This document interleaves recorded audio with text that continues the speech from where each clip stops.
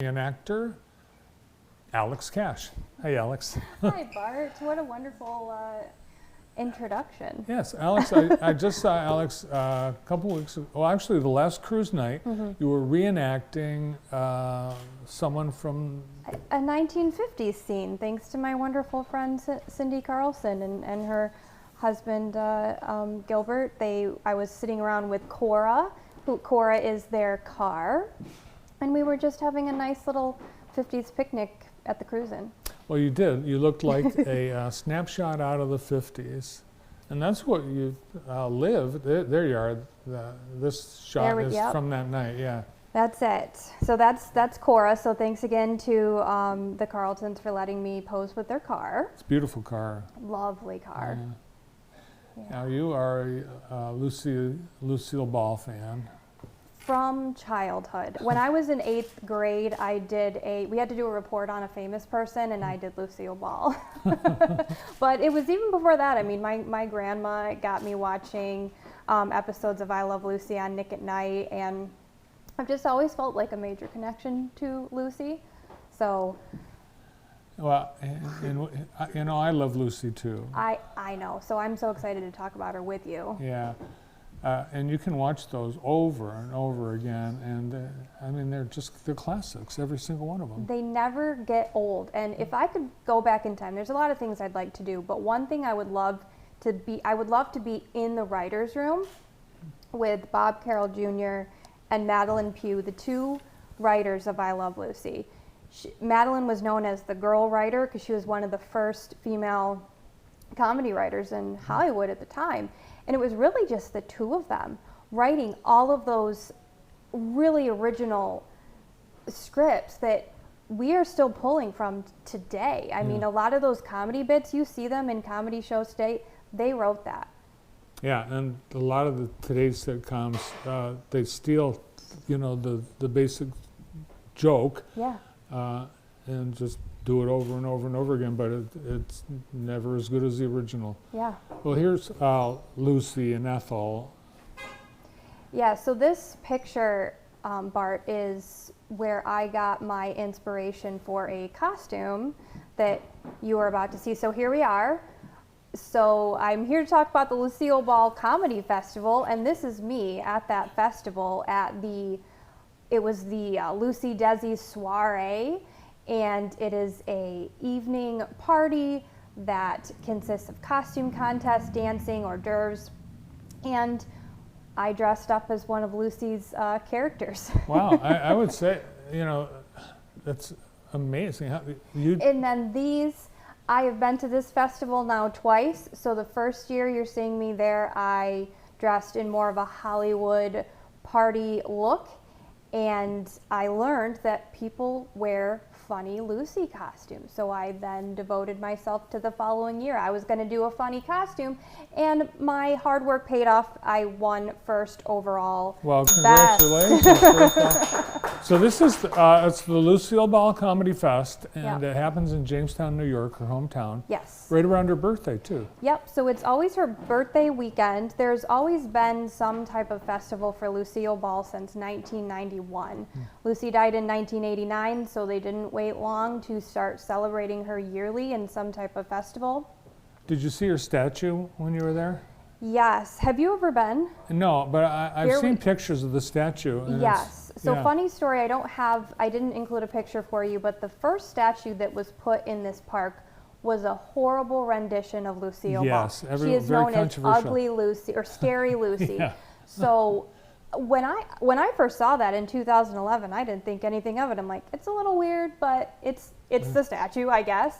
But years after that, they said, this cannot stand. We have to put a more beautiful statue, and that's what we got. That's it. The other one. But of course, she was, made crazy faces. And it's true, yeah. So the pan, what episode was that? What was she doing with that pan around her neck? That was the very first episode they ever filmed. So this is Lucy thinks Ricky is trying to murder her. She is convinced he's trying to murder her, so she's protecting herself by putting this bulletproof pan on her chest. That's a great idea. Yes, and she's hiding it under her robe so she doesn't see it. This costume was complete with movements because I went up onto the stage and danced around to be a moving target so that Ricky couldn't shoot me. Well, the Ricardos as the characters were the and as original real life actors and producers created what we see here today, the 3-camera shoot.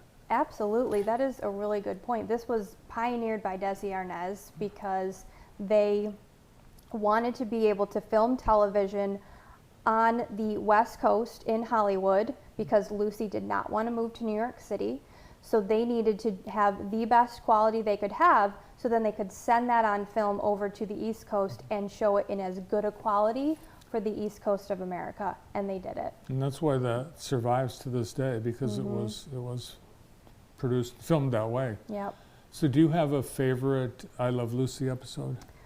I do, and it is Little Ricky learns to play the drums because Ricky wants him to be a drummer because, of course, he's a drummer as well. So they buy Little Ricky a drum. Well, he loves it too much, and their life is overtaken by an incessant drum beat, and it just is the soundtrack to everything they do, and it's very hilarious what the sound does to them. Well, I think being a reenactor, looking the part is part of it, but can you sound the part? Wah. How's that for you? Speaking of sound the part, I do have a little gift for you today. This came from Jamestown. The Lucille Ball Childhood Home is now a little bit of a museum, and it is also a place where a garage sale is held every year, so I did bring you a gift. Vitamita Easier Vitamin. said than done. This is your very own Vitamita Vegemin, but I wouldn't suggest you drinking it at work, Bart, because we do know it is 23% alcohol after all. And along with, you can have your very own Vitamita Vegemin script. Oh, wow. So you could try your hand at the Vitamita Vegemin ad. That scene,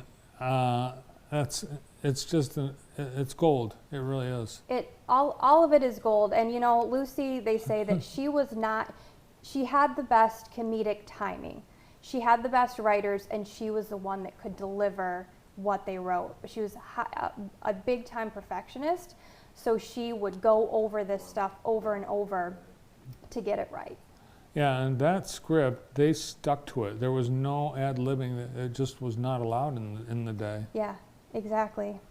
Yeah, so are you going back every year? Is this a tradition now? Man, I went the first year, or I went for the very first year last year, and I was just like, this is so fun. I have to come again. And I have met friends. The same people go, and you see people again, and now I feel like I have friends there. I love Jamestown, the city. It reminds me so much of Jackson, but with some rolling hills, and it's like you're in a little bowl. It's a Western New York, really beautiful area.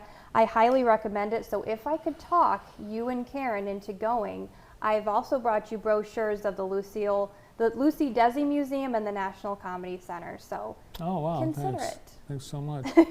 And it really does taste just like candy. Yeah, it is candy. Be careful.